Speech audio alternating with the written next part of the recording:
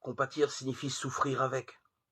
Ceci n'est pas à confondre avec la pitié, sentiment qui n'est certes pas sans qualité, mais partiellement ancré dans une peur qu'il m'arrive la même chose.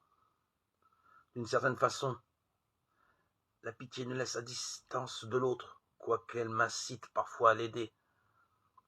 Dans la pitié, c'est comme si au fond de moi-même, je me sentais coupable de ce qui arrive à autrui. Compatir est tout autre. Il s'agit de souffrir avec celui qui est en train de souffrir.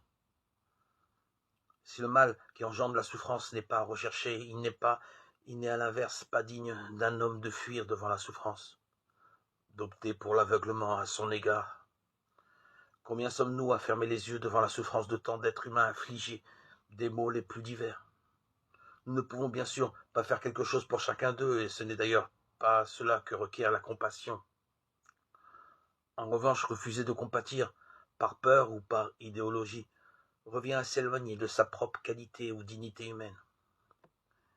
Et c'est la question que l'on peut poser actuellement à nombre de soignants qui, s'acharnant à vaincre le mal, ne s'attardent plus à la souffrance, celle de leurs patients sans doute, mais également la leur propre.